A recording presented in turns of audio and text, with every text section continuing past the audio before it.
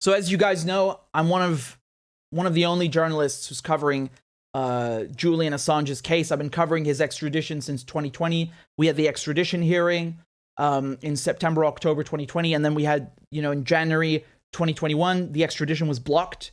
And then we had the High Court, and now we're at a stage where the Supreme Court has basically okayed his extradition to the US. And again, for those of you who don't know, Julian Assange is the founder of WikiLeaks. He's an Australian journalist. And they've been persecuting him for like 10 years now, right? Because he published documents from the CIA about their, the Vault 7 leaks.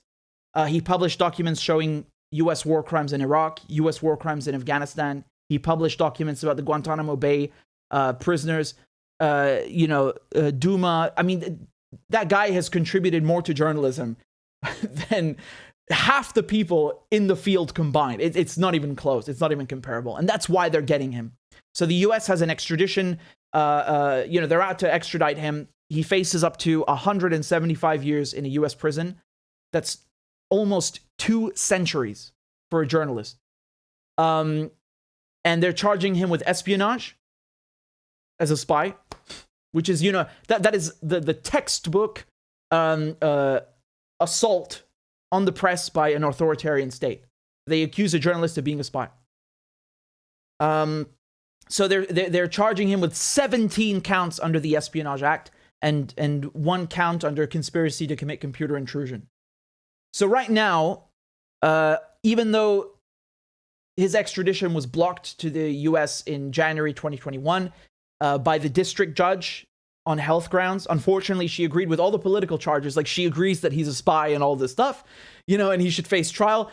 But because he's suicidal and US prisons are so bad, that's the only reason she blocked it. And it went to the High Court, and then the Supreme Court refused to take the case. And now basically, this is what we've come to.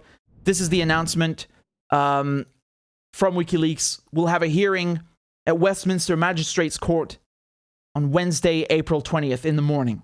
And so the magistrate will issue the order to extradite Julian Assange to the United States. The order will then go to Priti Patel for approval, and Assange's defense will make submissions to her. The deadline is the 18th of May. So Priti Patel is the Home Secretary in the UK, or Minister of Interior, as she'd be called in other countries. And in the UK, when there's an extradition, the final say is the Home Secretary's. So, for those of you who don't know Priti Patel, she's no friend of journalists. And I think even if she were, there is so much political pressure to extradite Assange that even someone who's sympathetic to his case, I think would in that position would probably not be able to withstand the pressure, And I think it's going to take nothing short of a miracle to stop this extradition. My brain cannot really process that this is happening. I cannot believe they are sending a journalist across the Atlantic to face almost 2 centuries in prison. And keep in mind, he's had a stroke already in prison. So I was covering the High Court stuff a few months ago, and I could see him via video. I didn't even know that was him for like a full minute. I swear to God, he looked so bad. My brain did not register that's him. I was like, who is this guy? And then it clicked, and I was like, what? And he suffered a stroke. He is suffering from severe mental illness because of this 10-year-long persecution. They had him holed up in the embassy, and now he's been over 2 years in Belmarsh prison. Again, just to say this, to put this in context, not only is a journalist in jail, again, the guy is not serving a sentence, and this prison is a maximum security prison. It's like the most infamous prison in the UK. They put people from Al-Qaeda there. And they've let people from Al-Qaeda out of Belmarsh prison on house arrest, but they won't do it for Assange. Can you imagine? So like they treat Al-Qaeda figures better than they treat journalists in the UK. Literally, that's a fact. And so right now, this is where we're at. And what is shocking to me is during the High Court, the US, they scored major victories because they were able to appeal on more grounds. And the High Court sided with them. And, the United States, after they already lost the case at the district court, a month later, So, a month after they've already lost the case, all of a sudden they say, yeah, we're going to give you these written assurances, these diplomatic assurances that we won't put Assange in really bad prison conditions. They're also known as special administrative measures. And he can even serve his sentence in Australia, like as if, it's somehow better to lock him up for 175 years in Australia as opposed to the US. Like, what difference does that make? But in any case, they gave these assurances, and the UK courts, like, they took them at face value. And this is despite Assange's lawyers showing, like, actual proof that other people extradited to the US were also given assurances, right? And they raised the case of David Mendoza. David Mendoza is, he was extradited from Spain to the US, and I published the documents from his case while all of this was happening. And I showed how the United States not only gave assurances that he could go back to Spain to serve his sentence after he would be tried in the US, they even signed a contract, literally signed a contract with Mendoza and the Spanish government, and they broke it. So that's even better than what they're offering Assange. They're not offering Assange a contract. They're giving assurances. And if you read the text of the assurances, they can back out of them anyway.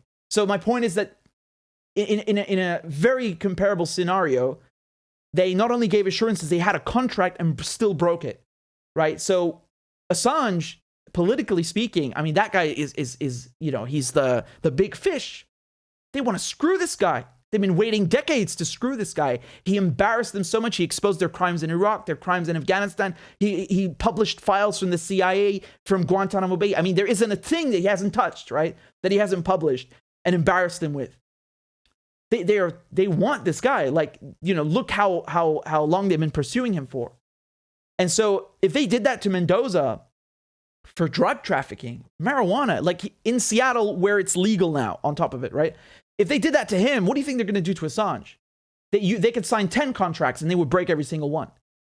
So the fact that the British courts accepted these assurances from the US is scandalous, because the extradition treaty between the US and the UK forbids political trials. And this is political. You don't need to be a rocket scientist or just half a brain cell, and you could see this is political. This guy published documents that are embarrassing to the US government, and they are trying to screw him with threaten him with almost 2 centuries in jail. I cannot think of anything more political. This is on the level of the Dreyfus affair, or the trial of Socrates. Literally, I'm not even kidding.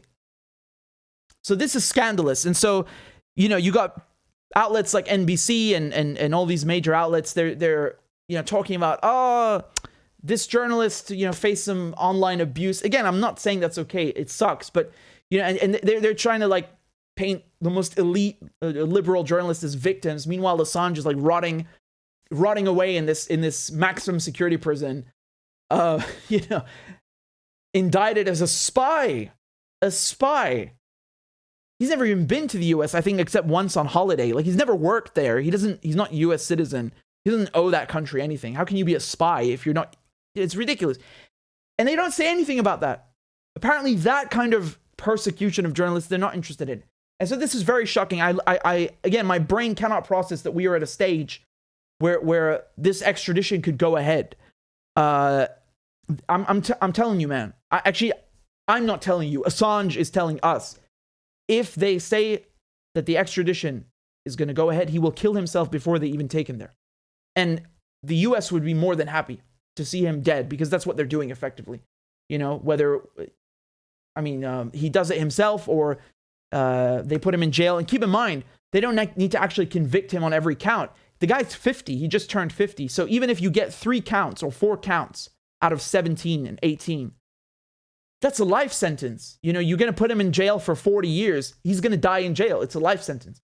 So that's why they threatened him with so many counts, right? 17 under the Espionage Act and 1 under conspiracy to commit computer intrusion. So this is a tweet from the Defend Assange campaign, and they said that Julian Assange has been deprived of liberty for over 11 years, and almost 3 years of those in the UK's highest security prison, simply for publishing.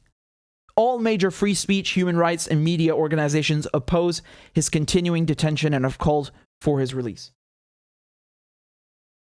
So again, I really don't know where we go from here.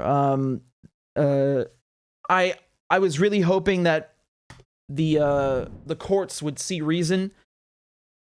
Perhaps I'm too optimistic. I thought the documents that I published would have some sort of impact because they were not mentioned in the court.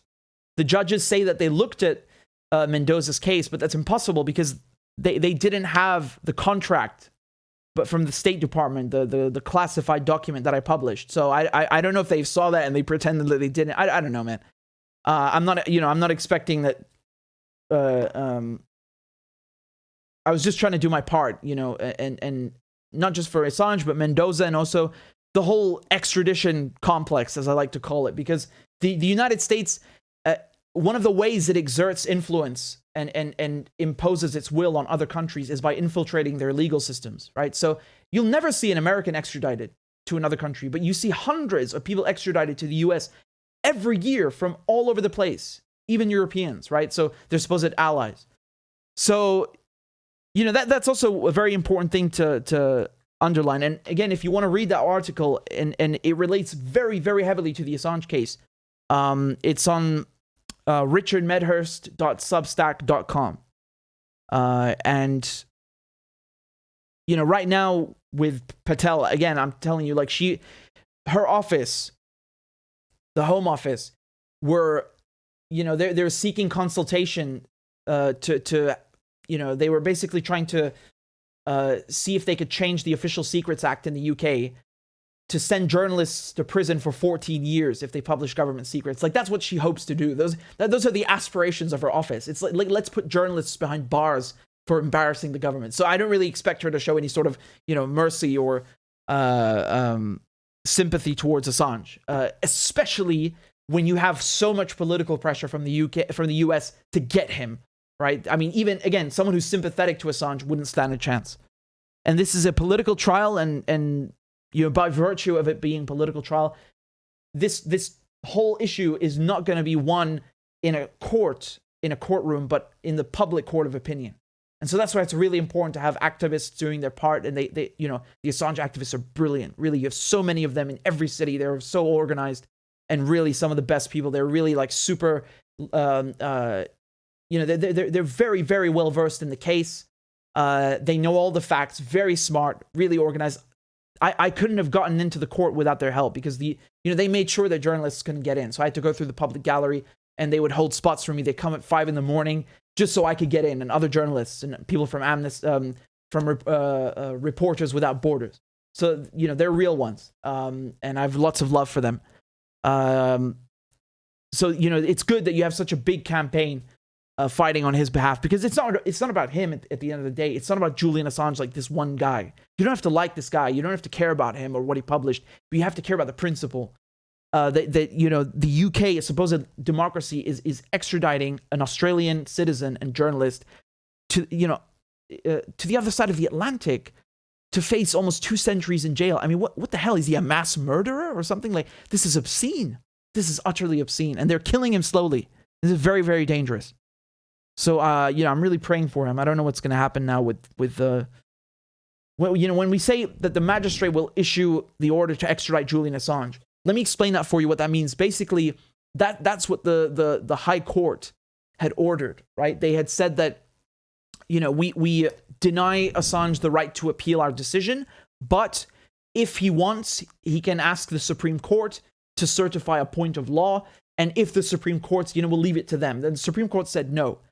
So the Supreme Court said no. So, what decision has to be applied now? It's the decision of the High Court, where they sided with the United States. They are saying the extradition can go ahead. And because they said that, basically, they bounce it back to the lower court, to the magistrate court, which then sends the order to the Home Secretary. Again, it's just a bureaucratic process.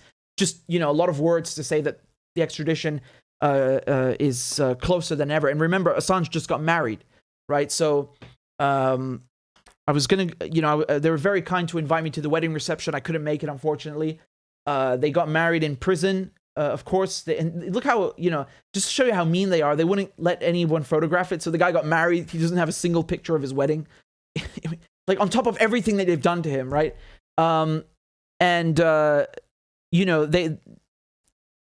It's just cruel. It's really cruel. And that's the whole point. It's to crush his spirit.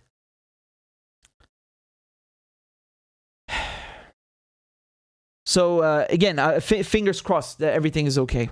We need nothing short of a miracle right now.